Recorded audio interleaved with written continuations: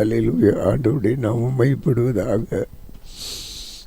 அல்ல பிதாவே, இந்த வேத வாசிப்பு நிகழ்ச்சி எங்களுக்கு ஆசீர்வதித்து தாரும். உம்முடைய கிருபை எங்களோடு இருக்கட்டும். ஆண்டவரே, தொடர்ந்து உம்முடைய நாமத்தை உயர்த்துகிறோம். கர்த்தர் எங்களோடு இந்த வேத வாசிப்பு நிகழ்ச்சியிலே எங்களை நீர் ஆசீர்வதித்தரும்படி வேண்டிக் கொள்ளுகிறோம். பரிசுத்தாவியானவர் உம்முடைய சுத்தம் இந்த எங்களுடைய நிகழ்வுகள் எங்களுடைய ஊழியங்களில் நிறைவேறட்டும். ஆண்டவரே, உமக்கு மகிமை உண்டாகட்டும். இயேசு கிறிஸ்துவ நாமத்தில் வேண்டிக் கொள்கிறோம். அன்பின் பிதாவே, அன்பு நேயர்களே, இன்றைக்கு நாம் வாசிக்க வேண்டிய ஒரு வேத பகுதி சங்கீதம் 39ஆம் சங்கீதம். இது தூணிடத்தில் ஒப்புவித்த தாவீதின் சங்கீதம். என் நாவினால் பாவம் செய்யாதபடிக்கு நான் என் வழிகளை காத்து துன்மார்க்கிறேன். எனக்கு முன்பாக இருக்க மட்டுமே என் வாயை கடிவாளத்தால் அடக்கி வைப்பேன் என்றேன். அவன் மௌனமாகி ஊமையனாயிருந்தேன், நலமானதையும் பேசாமல் அமர்ந்திருந்தேன். ஆனாலும் என் துக்கம் அதிகரித்தது, என் இருதயம் எனக்குள்ளே அனல் கொண்டது, நான் தியானிக்கையில் அக்கினி மூண்டது. அப்போது என் நாவினால் விண்ணப்பம் செய்தேன், கர்த்தாவே, நான் எவ்வளவாய் நிலையற்றவன் என்று உணரும்படி என் முடிவையும் என் நாட்கள் அளவு எவ்வளவு என்பதை எனக்கு தெரிவியும். இதோ என் நாட்களை 4 விரற்கடையில் ஆக்கினேன். என் ஆயுசு உமது பார்வைக்கு இல்லாத போல் இருக்கிறது. எந்த மனுஷனும் மாய் என்பது நிச்சயம்.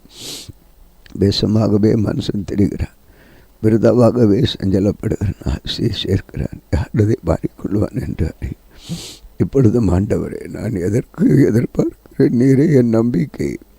என் மீறுகள் எல்லாவற்றிலும் என்னை விடுதலையாக்கும். மூடனுடைய நிந்தனைக்கு என்னை ஒப்புக்கொடாதே. நீரே இதை செய்திரண்டு நான் என் வாயை திறவாமல் மௌனமாயிருந்தேன். என்னிலிருந்து உம்முடைய வாதை எடுத்து போடும். மதுவா கரத்தின் அடிகளால் நான் சோர்ந்து போகிறேன். அக்கிரமத்தின் மத்தியில் மனுஷனை கடிந்து கொண்டு தண்டிக்கிறபோல் அவன் வடிவை பொட்டரிப்பை போல் அழிய பண்ணுகிறேன். நிச்சயமாக எந்த மனுஷனும் மாயே. கர்த்தாவே, என் ஜெபத்தை கேட்டு என் கூப்பிடுதலுக்கு செவி கொடும். என் கண்ணீருக்கு மௌனமாகிறது. என் பிறாக்கள் எல்லாரையும் போல் நான் உமக்கு முன்பாக அந்நியனும் பரதேசியமாக இருக்கிறேன். நான் இனி ராமர் போகும் முன்னே தேர்தல் அடையும்படி என்னிடத்தில் பொறுமையாயிரும். கர்த்தருக்காக பொறுமையுடன் காத்திருந்தேன். அவர் என்னிடமாய் சார்ந்தேன், கூப்பிடுதலை கேட்டேன். பயங்கரமான குழியின் உளையான சேர்ந்து என்னை தூக்கி எடுத்து என் கால்களை கண்மையில் நிறுத்தி என் அடிகளை உறுதிப்படுத்தி நமது தேவனை துதிக்கும் புது பாட்டை அவர் என் வாயிலே கொடுத்த நிகரத்தை கண்டு பயந்து கர்த்தரை நம்புவார். அகங்காரிகளையும் பொய்யை சார்ந்திருக்கிறவளை நோக்காமல் கர்த்தரை தன் நம்பிக்கையாக வைக்கிற மனுஷன் பாக்கியம். தேவனாகிய கர்த்தாவே, நீர் எங்கள் நிமித்தம் செய்த உம்முடைய அதிசயங்களும் உம்முடைய யோசனைகளும் அநேகமாக இருக்கிறது. ஒருவரும் அவைகளை உமக்கு விவரித்து சொல்ல முடியாது. நான் அவைகளை சொல்லி அறிவிக்க வேண்டும். அவர்கள் எண்ணிக்கைக்கு மேலானவை.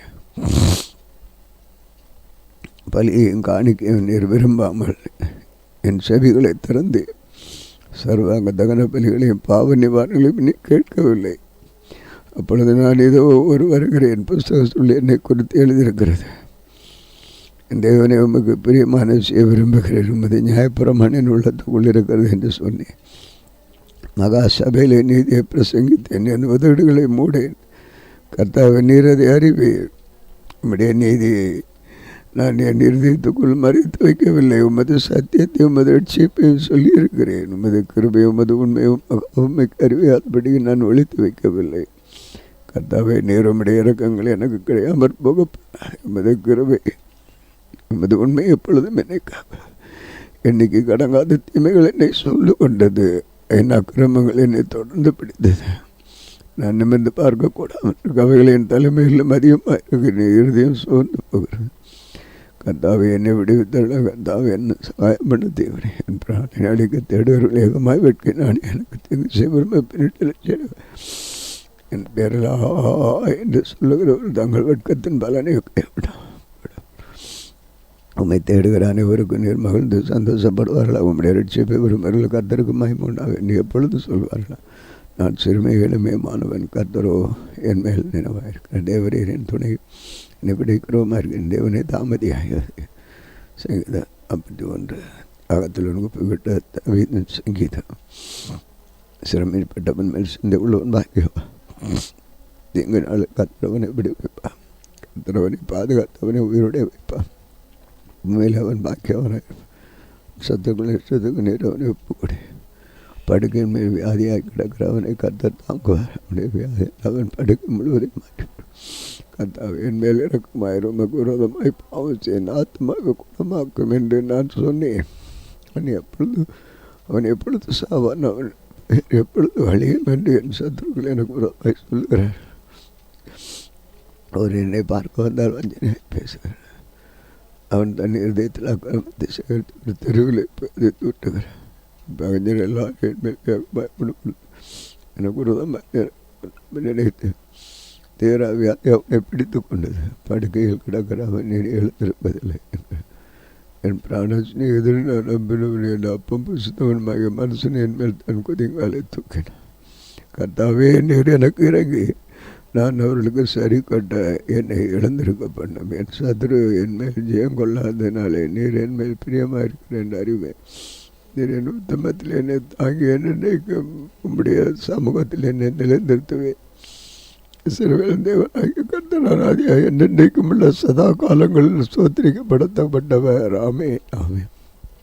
நன்றி ஆண்டவரே, உம்மை நோக்கி நாங்கள் பார்க்கிறோம். தொடர்ந்து உம்முடைய சித்தம் எங்கள் வாழ்க்கையில் நிறைவேறட்டாப்பா. நீங்கள் எதை செய்ய நினைக்கிறீங்களோ அது எங்கள் வாழ்க்கையில் செய்யுங்க.